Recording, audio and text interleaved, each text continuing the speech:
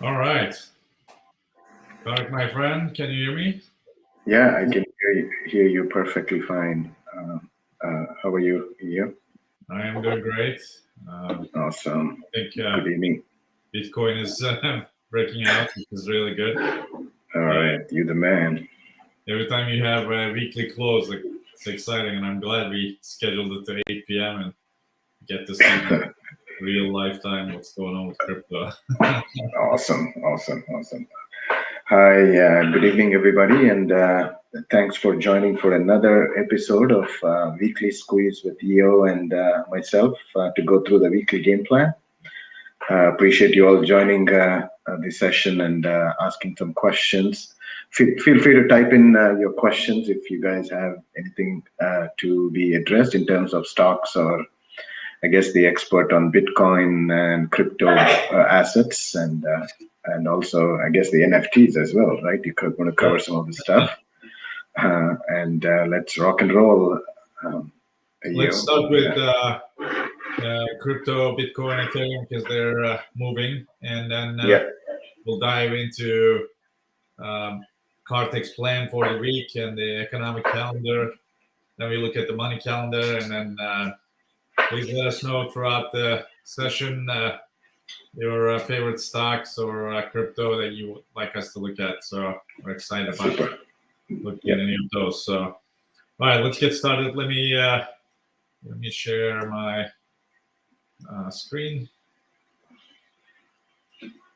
All right.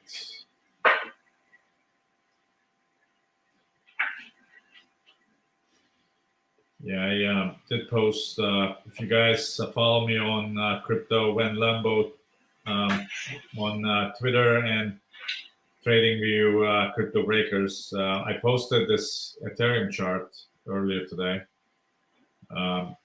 Basically, expecting Ethereum to go up, test maybe 4,700, 4,750 level.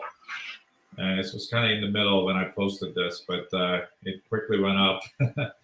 And it's kind of on that trend, and I expect it to pull back.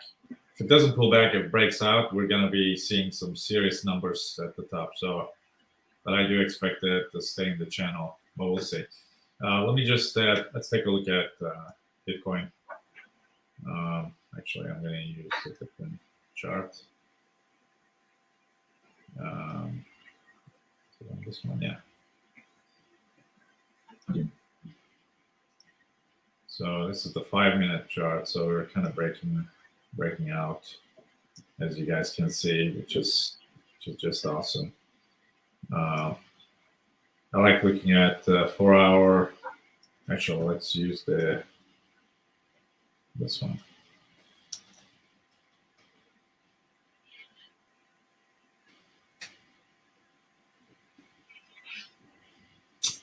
So as you guys remember, we've been in this consolidation for a while now with multiple squeezes. ADX definitely above 20. Money flow is in the positive. VWAP on the positive. Daily chart. This is looking really bullish. So on the daily chart, if let's get rid of this. So yeah, I mean, above 65 looks really good. We're going to go quickly to the, probably 72,000 level. This squeeze forming up on daily is just great. I mean, I expected this week, if we kind of follow the 2017 cycle, I expected this week to have a correction for a few days and then fly up. But maybe this was the consolidation correction. So we'll see. We'll see how tomorrow goes. But we had a nice weekly close, 62,000. Anything above 60K on a weekly close is pretty good. So if you look at the weekly chart, I use my Ganesha candles, but let's look at the normal candles for a second. Yeah, I mean, this is just crazy. We're breaking out, guys. look, this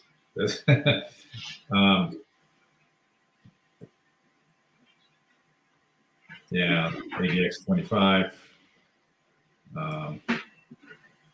Market cipher looks good. We're all green, although VWAP indicates a pullback. So that's, I like these weekly candles. I mean, we're in a breakout mode. You see the daily. Yeah, guys, we're witnessing something crazy. This might be the beginning of the bigger move. I was, like I said, I was expecting a pullback, a little bit more pullback for us before this starts this week, but it may be starting right now. So we're all witnessing. So if we kind of cross these levels, 65K, we're going to quickly move up. What I can show you guys, I mean, this is crazy big cup and handle, guys. I mean, let me show you. So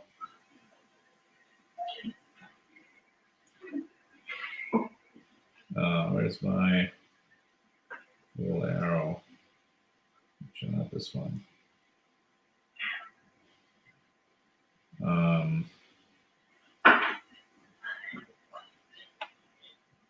No, this info line, yeah, right here.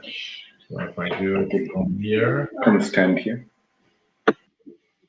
to here, okay, and then we're gonna move this up here. It breaks out from here. I mean, look at this $98,000 price target. If we break, it could get rejected here. So we'll have to see by tomorrow where this candle ends up. This is the daily candle, but this looks like Karthik, we're breaking out, and it looks like this will fire.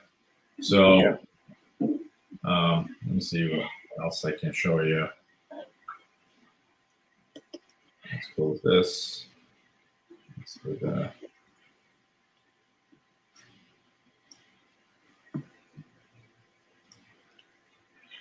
So, yeah, I wouldn't be surprised if we go up to 74K level this week. That would be your projection. Yeah, that would be my first target.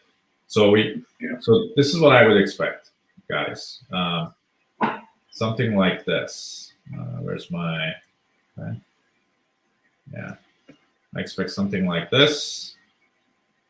And then go like this. So if you wanna have a confirmed buy, you wanna get your buy in this retest of the resistance level becoming a support. Okay. Any questions? No, I mean, your projection's been pretty accurate, not only with Bitcoin, with some of the markets as well, from market indices. It's amazing to see where this is heading to. I guess once it gets... So one issue with this is going to affect the altcoins, right? Because if this is the big move, which it looks like from the price chart, to me, we'll see where this candle, like this is about to break out. So we'll see. If it's not by the way, guys, Bitcoin often does fake outs, right? We may get a fake out year like this, but because it did this already, this may not be a fake out. Like typically it does this and then you get the real move afterwards. It kind of hits all the stops here. So we'll see if this is a fake out or not. If it's a fake out, we may get pretty low levels tested this week. But I don't know. We'll see. We'll see how the volume. Actually, let me see the volume indicator.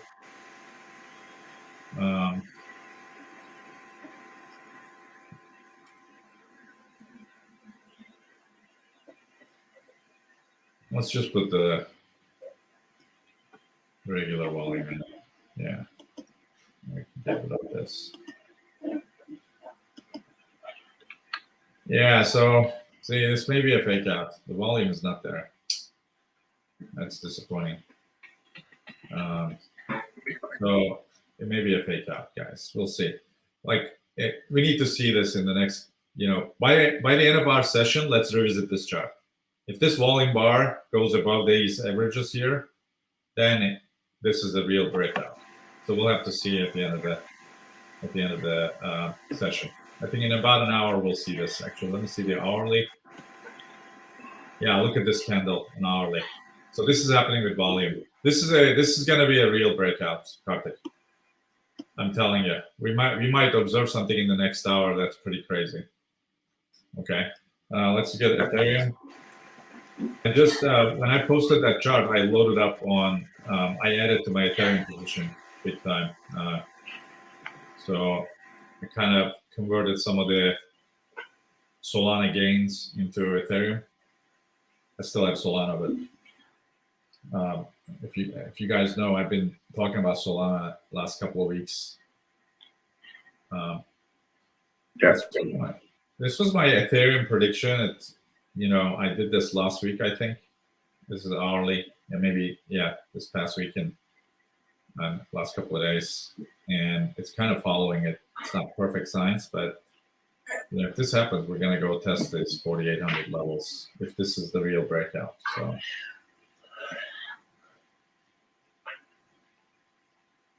Yeah, I mean, we may go up here and then pull back to, maybe one ATR or the median, right? So I won't be surprised, but it's all dependent on Ethereum. I mean, Bitcoin. Bitcoin does a big move. The altcoins will follow. So. Ethereum chart looks pretty good though, right? Compared to Bitcoin a little bit for some reason. Oh yeah, stronger. So, right? Maybe I'll give you guys a bigger projection, right? I posted this on my TradingViewer account on Twitter. Actually, I'll show that one because that had the original setup. This was a couple of weeks, maybe a week ago. Guys, if you're not following me, like you're missing out big opportunities, right? I predicted super farm takeoff. Look, this was like this at like 123. I actually predicted at 0.90 cents, but the trading view didn't like what I put in the description. So by the time I get it recorrected, reposted, it already moved up to it. But this is the prediction. I had the exact prediction of super farm. If you had loaded up when I did this, you're in big profits. I actually took some profits here when it hit 190. I'm going to take again at 239. Polka Bridge. I posted this. When did I post it? October 30th. Okay, it was right here. It's looking good, right? Boom, we hit the target. You see, guys, you would have made so much Ethereum. This is PBR to Ethereum pair. So you would have converted that to Ethereum right now, and you would be sitting on nice Ethereum breakout. Okay. AVAX. I posted this November 2nd. This was the predicted pattern. Look at the pattern. Boom, we hit the targets, right? So I am putting these with the exact targets and the pattern on my Twitter and these videos. So if you're not following, you're missing out. I thought I put a 6,400 Ethereum post some time ago. Oh, right here, guys. This is what I put on October 28th. Okay, this was the pattern for 6,400. And this is obviously this is actually what? That's a 3-day chart. So we're on this path. So we're going to go test these levels. We're going to pull back. We're going to go back up to 6,400. And then this was based on the squeeze, 3-day squeeze. So it's playing out, okay? Yeah. There's a Solana conference this week. So I don't know if I posted something on Solana. I think Solana is kind of slow right now, but we'll see with the news if it's going to be sell the news or it's going to build up on it. But I'm expecting next couple of days to pull back, and then boom, we go up. Oh, wait, look at this. See, Karthik, the pullback prediction is already happening. So I expect it to be with the conference, these squeezes to fire to the upside. But if it stays very strong, I don't know what will happen to Solana. We'll see.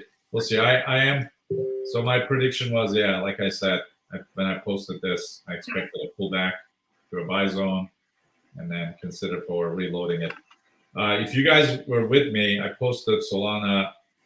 I actually loaded up at 137. I have several other posts way ahead of time on Solana. If you guys caught this first Ethereum move, right, when I posted, when we had this big thing with the squeezes, I said I'll hit the 3,300. Boom, we hit the 3,300 with that pattern. So this is all me using Squeeze Pro and Market Cipher together, predicting trading patterns. Okay. This was my earlier Bitcoin prediction with this big numbers. When we were at 47,000. Okay, I don't think we probably deviated from this, but we kind of caught it later on. Look at how this prediction's so close, guys. This was here. This was a disappointment here, but it stayed under my buy zone, and then it caught up. Look at this resemblance of this pattern. I caught this big time. So if you were with me here, you had obviously hit your stop losses if you had any, but I added Bitcoin here. Actually, I still have it. So anyhow, so just wanted to share what's the forecasting tool you're using? That's pretty close in terms of like your. So I'm using the Squeeze Pro with Market Cipher to predict, and then I basically look at historical price behavior and find the same spots that have similar Market Cipher indicator with the squeeze, and then project that for the future. And it's been very good so far, Karthik. Yeah, I know. It works on crypto. It works on so many things. But I'm closer to crypto than most stocks with this. I need to apply this to stocks.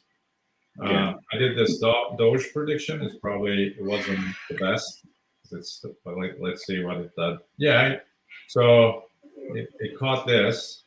Oh wow, it hit the target. Oh my god, I got this one right too. So you would have exited at 0.30. When I put this, we were at 0.21. So you would have made like 50% profits. That's crazy. Amazing. Yeah, amazing actually. All right, so I want to be respectful of our time.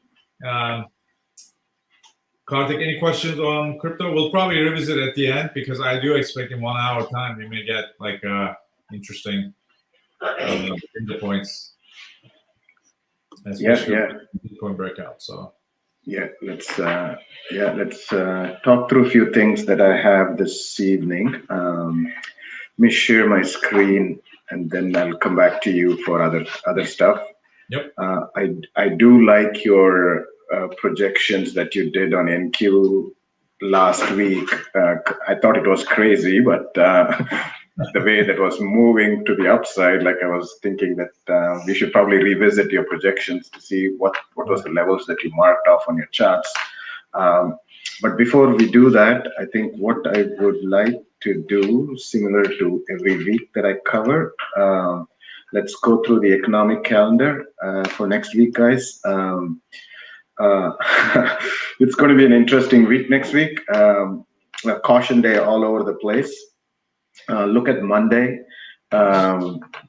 FOMC guys are all over the day talking. Even Powell talking at 10:30 a.m. Eastern. So for me, that's a caution day. I mean, with all these guys like Williams, Bowman, like throughout the day, these guys are talking. So Monday is going to be a caution day for me, but so trade conservatively at conservative levels if you're day trading.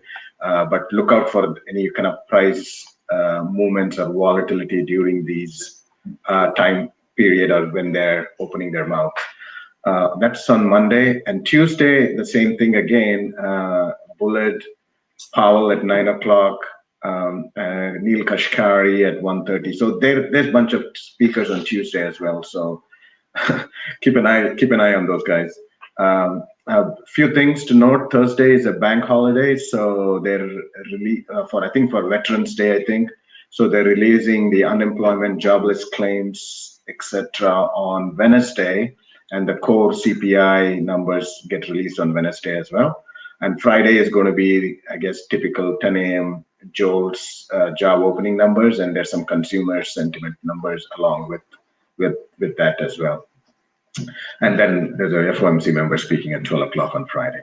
So other than that, there's nothing big. I think as we saw the non-farm payroll last week, what happened? So generally you would expect a slower kind of week going into after the non-farm payroll and obviously the FOMC event that happened last week as well. So that's the kind of the economic calendar for the upcoming week, guys. With that said, let's just take a quick look at NQ. I do have this chart on TradingView set up for you guys to look at, which is mostly kind of clean. I feel like I could explain this in much better so people could kind of relate to. NQ, I think I did not expect this price movement to the upside last week, but EO was spot on in kind of projecting what the price could go up to whatever levels that he projected to. That will yield share in a short while. But I think from an NQ standpoint, you look at this double green in here. So that's my trend and structure kind of indicator. It's pretty bullish. So any pullbacks into this 34 EMA would be a buy zone, which is around, I don't know if we'll get there next week, but like 15,600.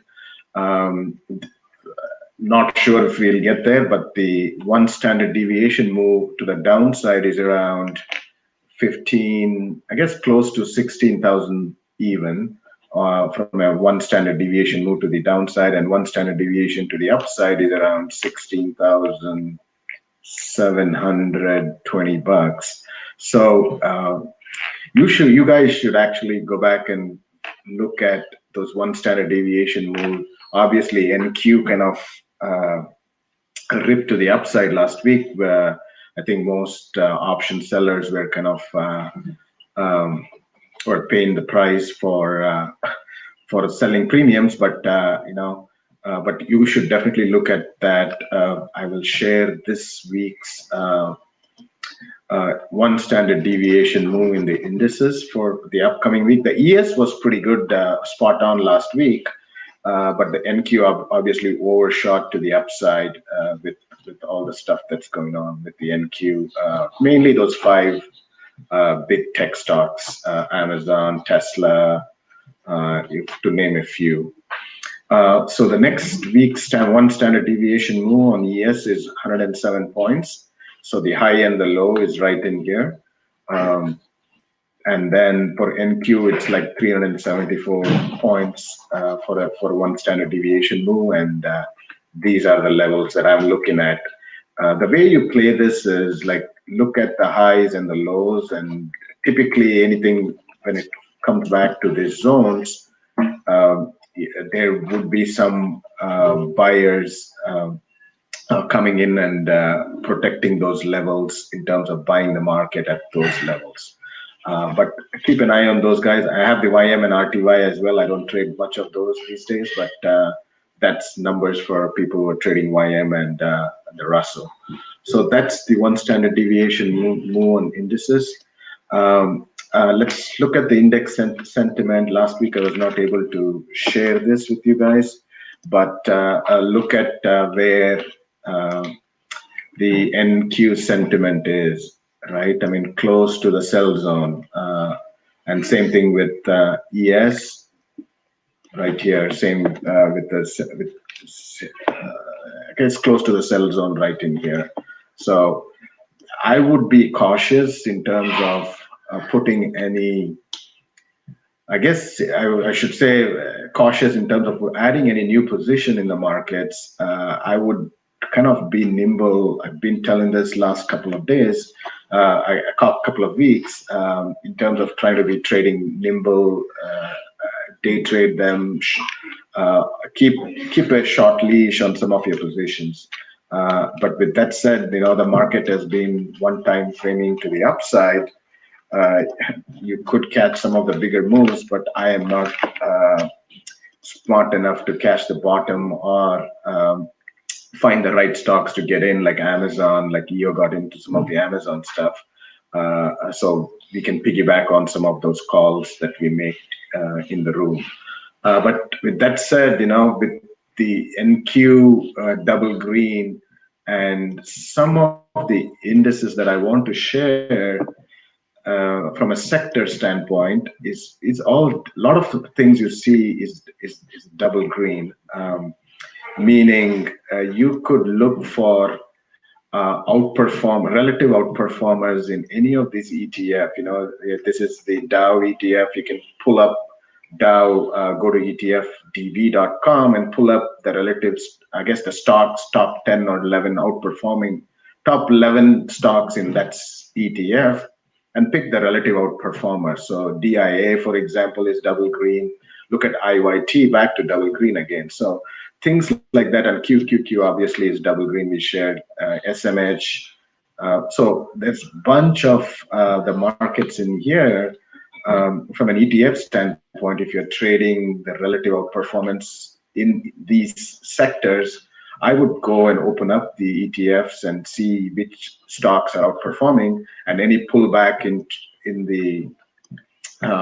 those stocks to the levels that I generally typically look at, around the 34 EMA wave or the 21 EMA would be a good buy zone if those stocks pull up in these sectors. With that said, let's cover a few other things in here as well. Cover the index. Yeah, let's do that before we pull into the sector sentiments. So this was what we predicted. So we are obviously we're on trend with this right here. It's crazy.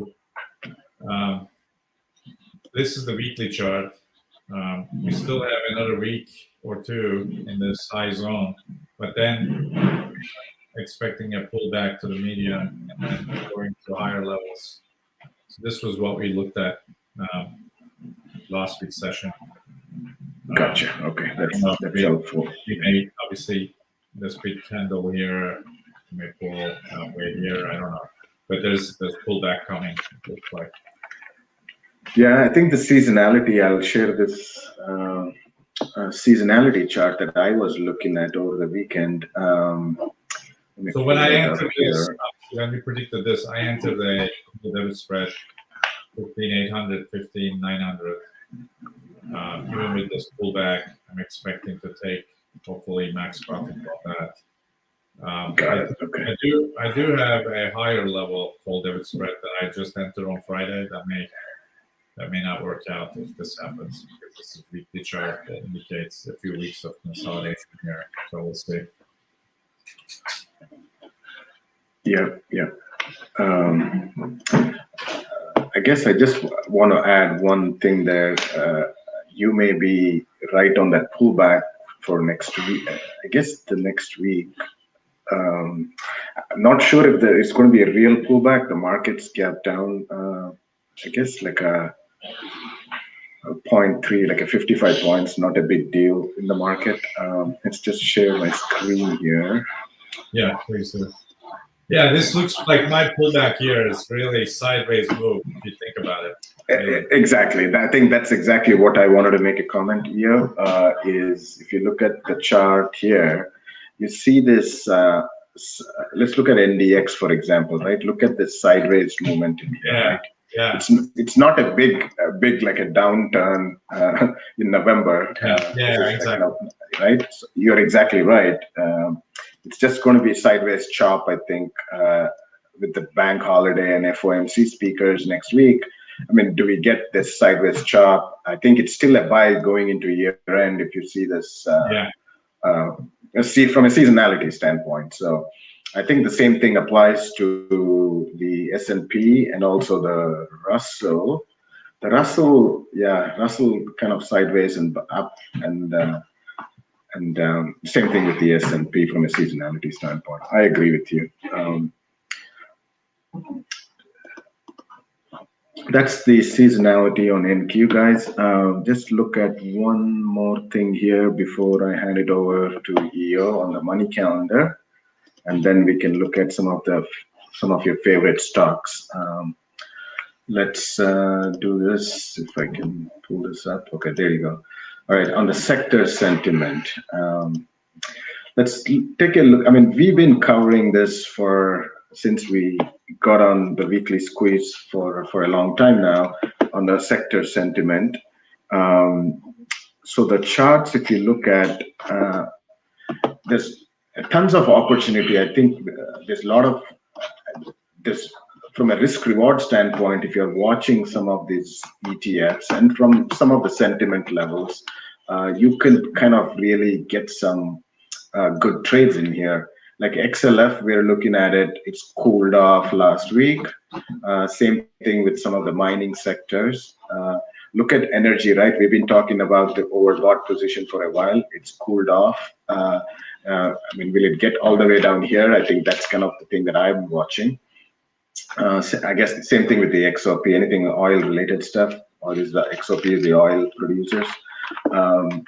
So things have cooled off here. I think same thing with the XLI, a little bit on a downturn you see in the sentiment. I think the XLY has been to the upside. It's overbought, I should say, with the Tesla kind of going crazy with the gamma squeeze.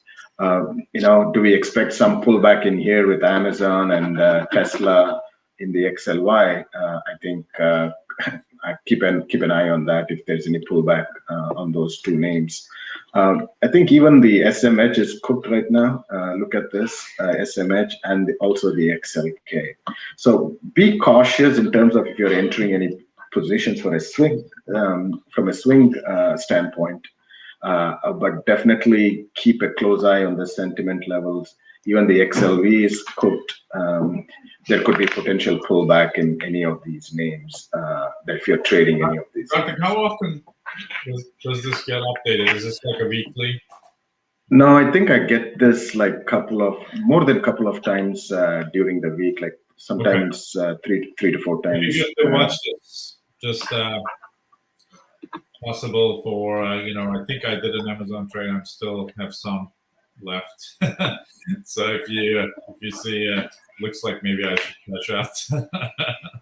No, I think Amazon, personally, I was looking at Amazon on my, there's a new trading system I'm testing, which I'll share with you guys later on. But Amazon, I was looking at Amazon.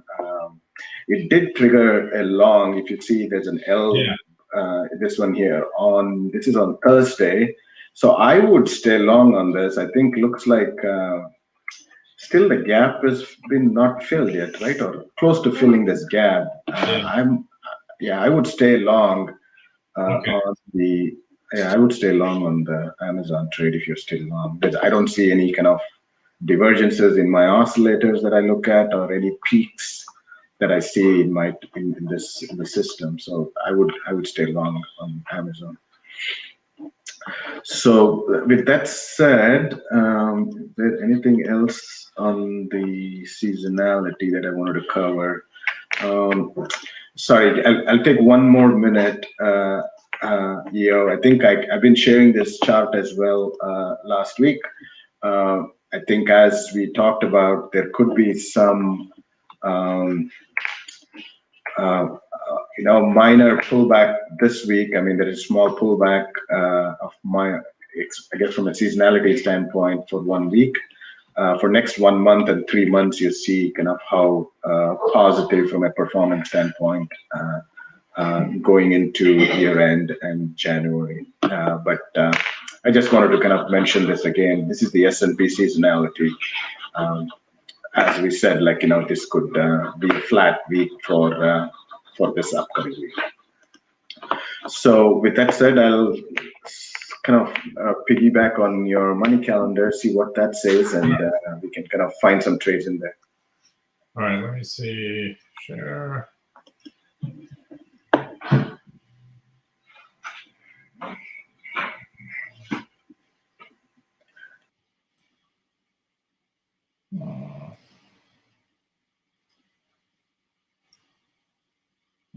let's take a look at the money calendar. As you guys, oops, let's see, go back in. As you guys know, Tom's option tools that I use, we have this money calendar. I think he does a great job. Tom has been in this space for a long time. The options tools he has the best, I think, user-friendly. It's tradable, actionable. So kudos to him. But we look at the money calendar to kind of give us an idea around the patterns over the last 10 years for this week, how stocks behave. And November mostly green. Towards the end, we get a little bit of looks like a sell-off. But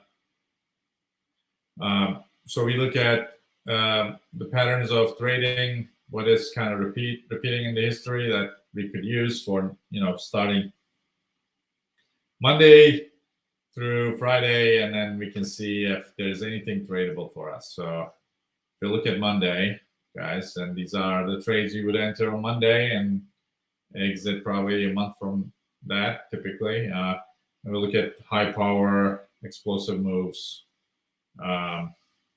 There's BA, it looks like. Google is here. Let's see, BA. I wouldn't do this. So here's out of 10 years, there's one bad year actually recent, so I would stay away from BA. It may not be a good setup. There's Disney. I don't know if Disney was good. Yeah, Disney is okay. Let's put the Disney on because last 2 years kind of significant, so we may as well check out Disney. So in the case of Disney, basically, it's if you enter a bullish trade on November 8th and exit on November 30th, on average you would make $5.30. Max profit you make $25. A 25-point move is possible, but on average you make 5 points. I guess these are the 5-point ones, and then the last 2 years you made on average like $19, which is not bad. Looks like. Let's take a look. I saw Google there as well. We might as well look at Google as well. This is okay. It's not a perfect trend chart, but it's November 8th, December 13 exit. There's one bad year in 2014, but all the other years it's been green. We should probably check Google chart. We did that. We did Google last week as well. I think it was on the list. So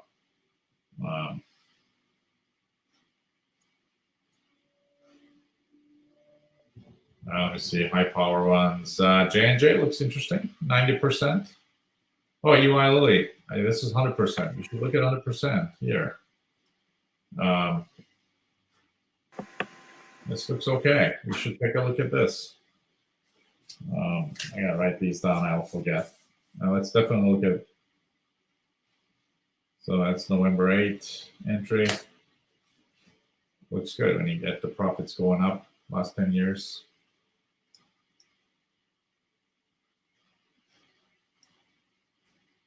We had a number of times this BlackRock on the list, so we looked at it many times. So I would just not. All right, really Disney. We would look at. We'll check Google as well, even though it's the perfect money calendar. What is this? Oh, that's not. So those two were the 100%. There is SYY. I'm not sure what this is, but it looks good.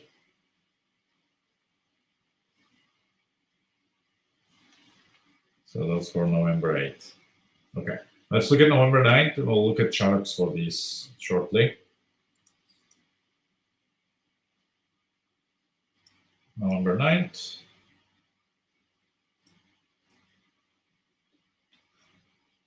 BA on the list. I think it's going to be the same chart. Yeah.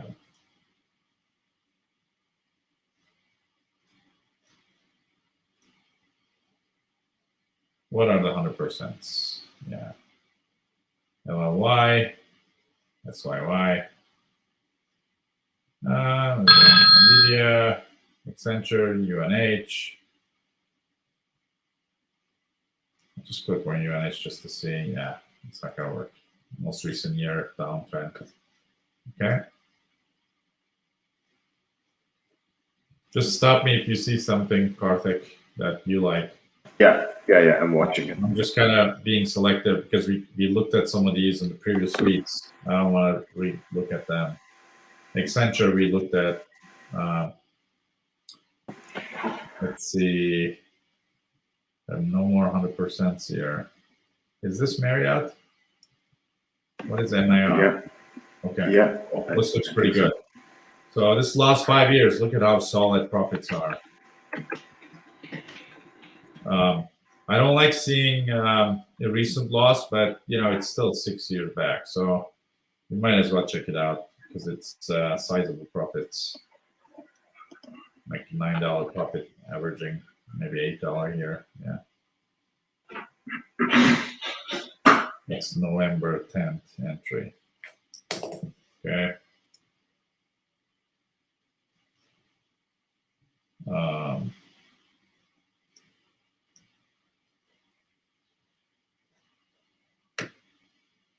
This is VMware, I think, 10-day trade. Nike. Let's look at Nike. Nope. It's a loss.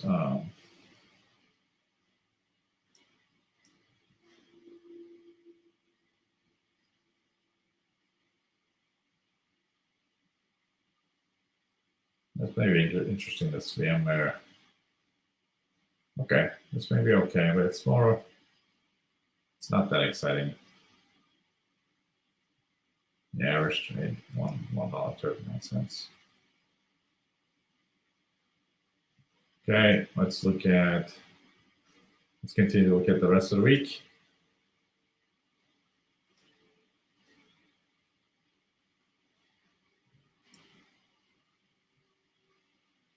It's not particularly nice chart in terms of profits.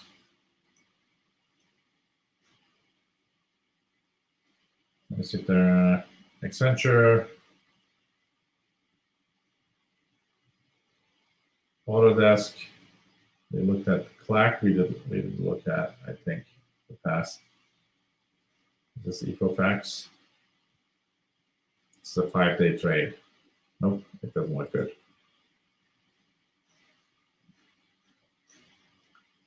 All right. Let me see one more day. Google. That's okay. We're going to look at Google from earlier in the week. CRM. This is a bearish trade, guys. We never look at bearish trades, but so this is a profitable trade. Last 9 out of 10 years, November 12th. Sure, selling CRM and buying back on December 17th. Interesting. This skew here is not good, though. I'd like to see a kind of a strong profit average throughout all the years, not just 1 year.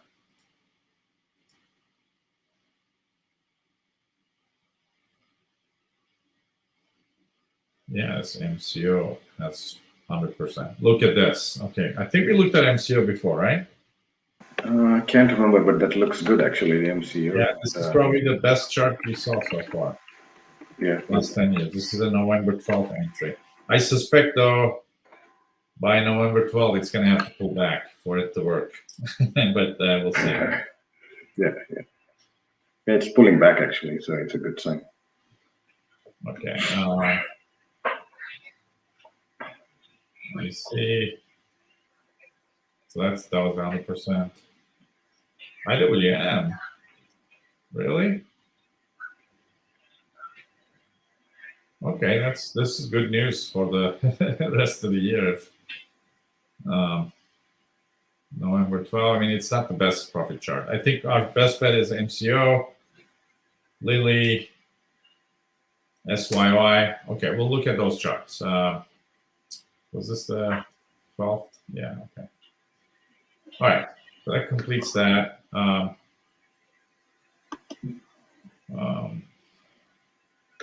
I'll show you guys just one of the things I want to share with you guys from Tom's chart. I haven't done this in the past, but I'll do it. I'll run one of the scans, so it'll be interesting before we go back to the money calendar charts. One of the things I do is like I sometimes run these scanners and I like this optimal breakout. So S&P 500 optionable. We do a search. So we look for option trades that are priced just nicely, and the historical price action indicates that you get based on IV, slippage, etc. It automatically looks at it, and then you look at potential profit percentage. If you have a consistent return, good return. These are not good results. Let me see. I don't think it's a good result, but yeah, it's not going to work. Yeah, this scan didn't produce anything this week, but let me see. Optimal call put. Let's take a look at stock list, S&P 500. So typically, I run these. I haven't done these trades for a long time, but I run like test runs on these that have been pretty good. Like it looks at option trades for specific time frames and see consistently what would win. Let's see if there's anything on this list that's exciting. Okay, Cisco Systems. That is a negative year. Skip that. What is this one? Agilent. Okay, so I'm going to use one of these as an example, and then in the future, if we want to run some of these scans on these calls, we can. So Agilent Technologies, December 17 call, 160 call. So next earnings day though, 11/22. So you enter this trade on 11/15, okay? So we have to monitor this. So on 11/15, we need to go back and check this list, okay? So you look at this trade on 11/15 and exit on 11/22 before earnings, okay? So the earnings is after market close. So we have to confirm that the earning date is this. But this is basically looking at historically this trade. You would make on average 55% on this trade. Last 4 times it made these percentages. On average, you would make 55%. So this is a high probability option call trade that would make 55% profits. Looking at last 10 years. This is probably not last, 4 years, probably 4 or 5 years. It's 4 data points. Number of links 4 times. 4 out of 4, 0 loss. So yes, it's pretty good actually. So you look at these. So you look at IV, right? So it's a low IV. You're buying an option, which is good. So basically, this is run into earnings trade by a scanner that's looking at historical pattern. So let's keep this in mind. So we will revisit this on 11/15. So it may be a good trade. Okay. What's the scan name of this? So this is optimal call and put. Like we could do put as well. I did a call. I think. Gotcha. Yeah, this is calls and puts. So if there may be a put trade here too. I typically don't bother with these less than 50% profits. So this is actually good stuff, right? Yeah, that's pretty good. So I wanted to show you guys that, and we can start looking at this. Okay. Let's go to money calendar, and then every session we pick one of these trades, and use it. Obviously, these things make money if you consistently use the same system and with the right, equal position sizing. So over time you make money, right? So, all right. So Karthik, let's take a look at LLY chart. This money calendar charts. Sure. On mine as well. Yeah.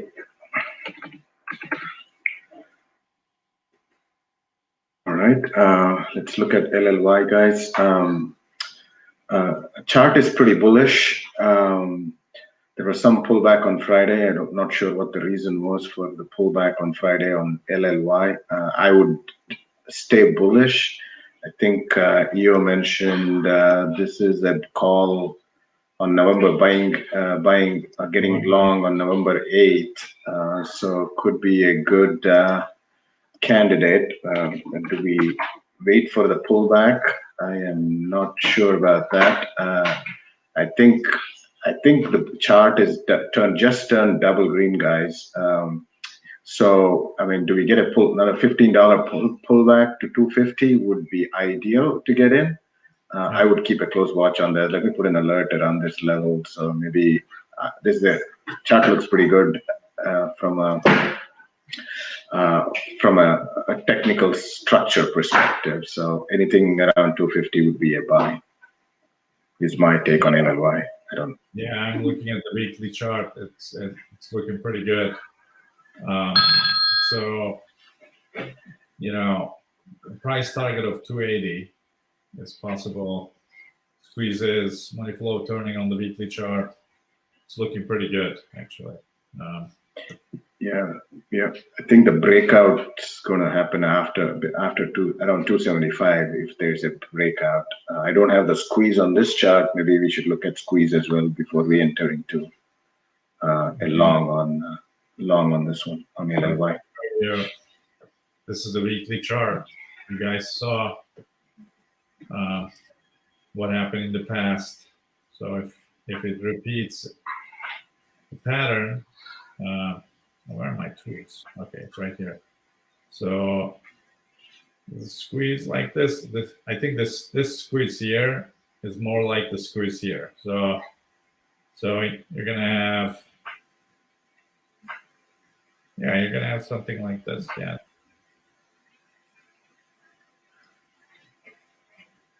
So it's more like this. Possible.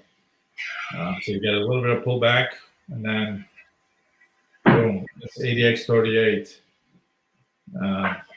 It's also, look at this, money flow turning above zero line, stochastic going up, money flow is up, momentum wave turning up. So weekly chart is very bullish, but we may have it this week, a pullback for us to enter. Maybe it's tomorrow. I don't know. Daily looks like it's going to make a pullback. We'll see how this momentum wave goes, but this looks like daily chart looks like a pullback. We'll see how this view up is making waves. So it's going to cross down, so it's going to pull back. Let me take a look at Google very quickly. Yeah. Google I wanted to buy, but then I wish we had bought it last week and we said we would. But I missed this move, but it was just kind of, I don't know. It wasn't a perfect setup. So. Yeah, I did the same. I hesitated on Google, but I think I pinged you. I think to check on Google, but I think I didn't pull the trigger either. So here's why. I like the squeeze setup. What I don't like is this money flow on the daily still kind of made lower waves. And then it looked like this was going to give a sell signal to pull back. So I wanted to buy it on a pullback, but then it kept going up. So we, hesitated. Instead I did I decided to do an NQ, well, NDX trade, which worked out perfectly. But, Google would have been perfect as well. Let me see on the weekly. Yeah, weekly is very bullish. So this is why it's moving. Yeah, this is the reason we actually wanted to be bullish. It's based on the weekly chart. I remember this discussion last Sunday. This thing is going to this level right here, 30. Shit. 32, 30, yeah, somewhere around 32.90. That's where it's going. Oh my God. Yeah. So, Karthik, I don't know. I mean, on the weekly chart, very bullish. Now on a pullback, we have to think about doing something. So it's more like this section here. Yeah. I think I have like 2875 to 2900 would be kind of a moderate risk pullback to buy. It's yeah. I'm just gonna put a price target here.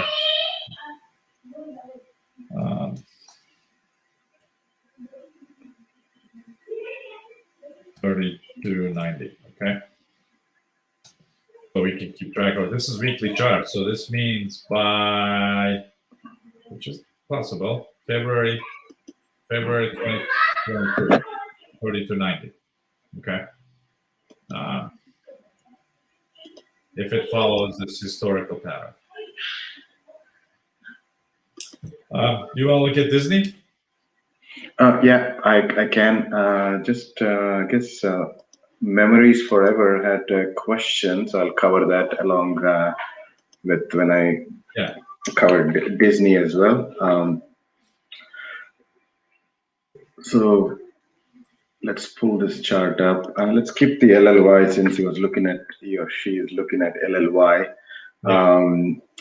So what's the bottom indicator that showed double green on LLY?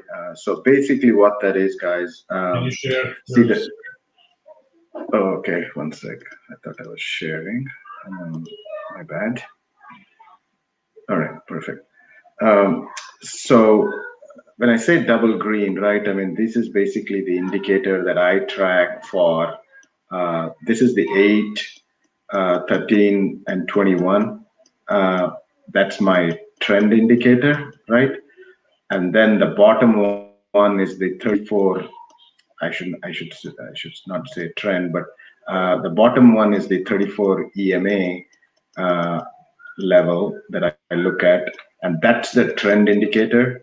And then 8, 13, 21 is basically my momentum indicator. So when it's double green, it's kind of very bullish from my standpoint. That's from a structure and the market environment standpoint. So any pull, if you get a double green, you wait. Yeah. Correct. Yeah, any pullback into this wave, which is a 34 EMA wave, and that's when kind of I get long. I don't generally like to buy on any kind of upticks. I would prefer to kind of get some retracement into my buy zones. When you get a double green kind of market, you typically get a retracement, and that's when I want to get long for a potential move to the upside. So that's the LLO, that's that indicator, guys. Hopefully that helps. Let's look at Disney quickly. Disney, that's not sure why they went up on Friday, but looks like there's a big gap on Friday. I don't know. I mean, I'm kind of it's a sideways distribution market based on my indicators in here. I would entertain to the buy side anywhere at 170 is where I would buy. That's the oversold region. Anywhere up in here, like you look at this volume zones as well, it's kind of a sell zone to me. I mean, this gap, see if that holds next week. I mean, if it holds for the next 4 days or so, I guess my take is it's probably going to the upside if it doesn't get filled. So that could be a big gap. I'm not sure they're showing earnings in here at some point on 10th November. Is that right? I'm not really sure how accurate I it is. think we would wait till the earnings there. Yeah, there's a trading view. They say it's earnings next week. So I would ignore this Disney chart, guys. Maybe we can look at the other Yeah, charts. let's look at the SYY. I'm gonna show you. I'll show you, and then we'll come back to you. So SYY looks great, but it is also earnings November 9th. So I would potentially entertain a trade after earnings.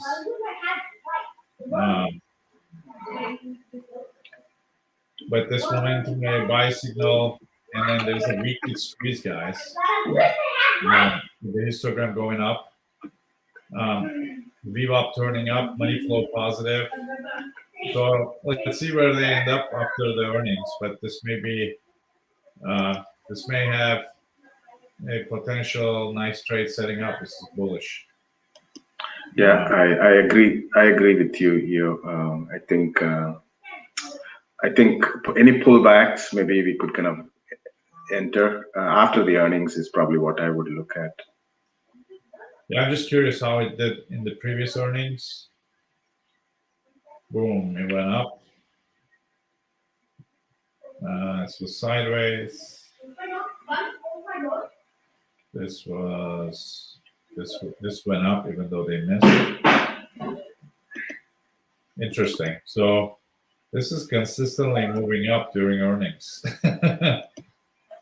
So I don't know. It's maybe it is a longer rate trade, but again, option premiums would be a lot higher than because of the implied volatility. So I would still not recommend doing this.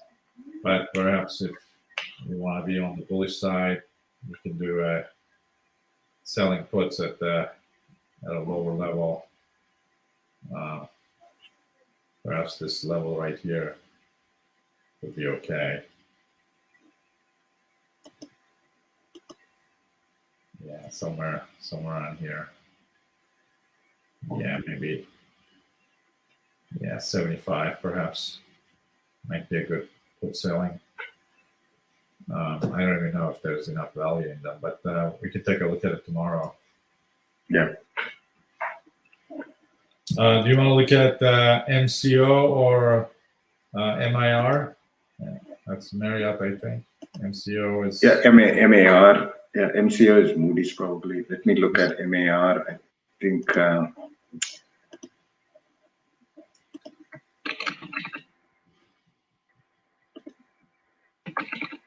Oops.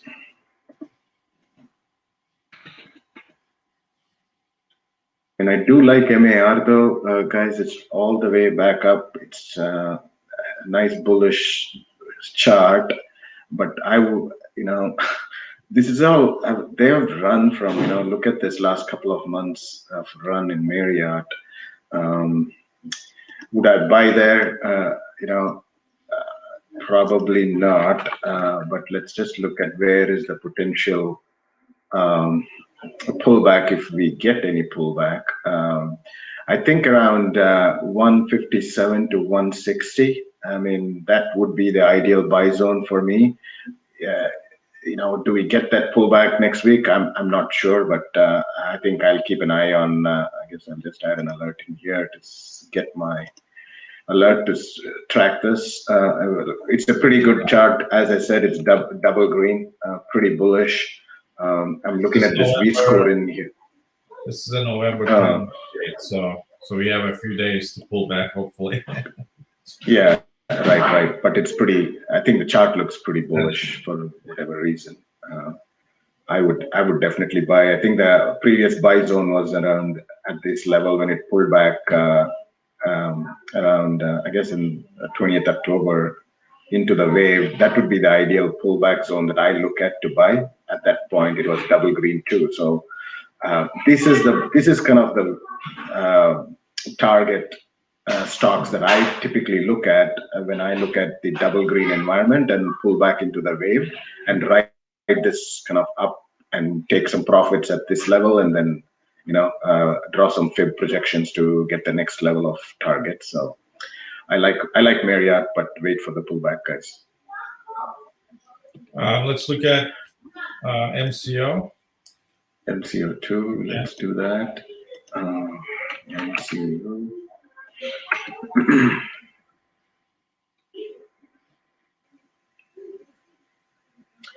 All right, MCO.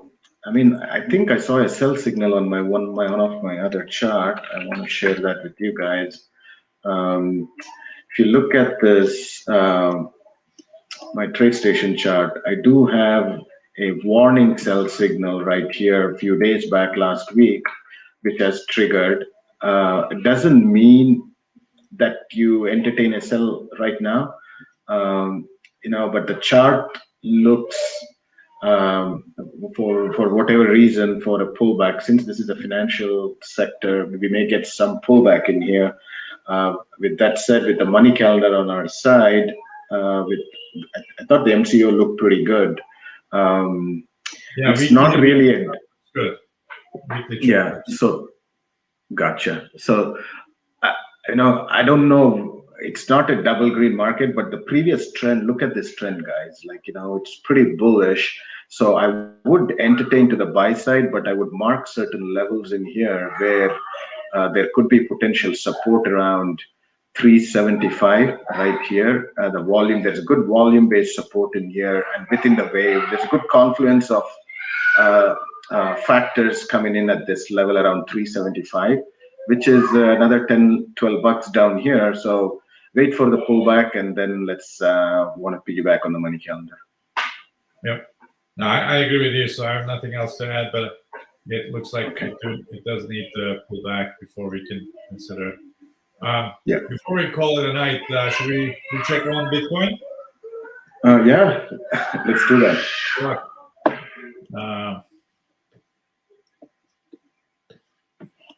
Let's see. So this is Ethereum, guys, looking really good. 4,700. Look, I had this target up here. We're at 4,700. You already hit my price target from earlier in the day. Look at this, guys. So this is a perfect example of squeezes. This is on the 4-hour chart with the momentum wave buy signal that came in here. Like you see the histogram change, momentum wave, VWAP crossing. This would have been a perfect, in our type of buy signals, this would have been perfect buy signal. And then, like I said, I had a price target of 4,700. Apparently we hit it. Yeah, we did. We hit it and it came back. But so let me see. Where is it now? Did it come back down? Yeah. Sometimes Haikin actually misleads me. Yeah, it's just under 4,700, which is really good. Now, squeeze fired, that's right. So we're going to consolidate up here, most likely. We'll see how this momentum wave turns. Daily, let me see. This is daily chart, guys. It still has a low compression squeeze. So now, from daily perspective, this is looking like it could it could keep going up and then break down. This is we'll see how it goes, but just be careful, take profits in case it breaks down.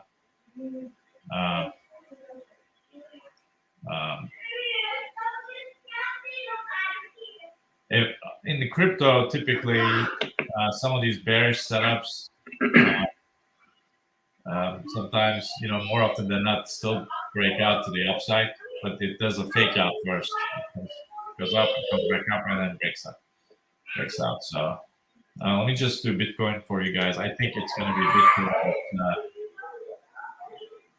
taking charge here in the next couple of days. Look at this setup that's about to fire.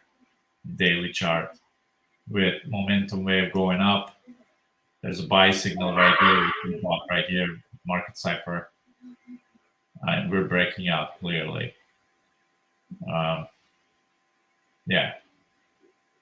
It's looking good, guys. Look at this weekly chart. It's breaking out. Next target is 83K. Oh, awesome. Hang on to the ride, guys. Yeah. All right, let's see. Let's see what happens tomorrow. We need that daily close to stay above this level. That's crazy. Karthik, I'm excited. Crypto people are excited.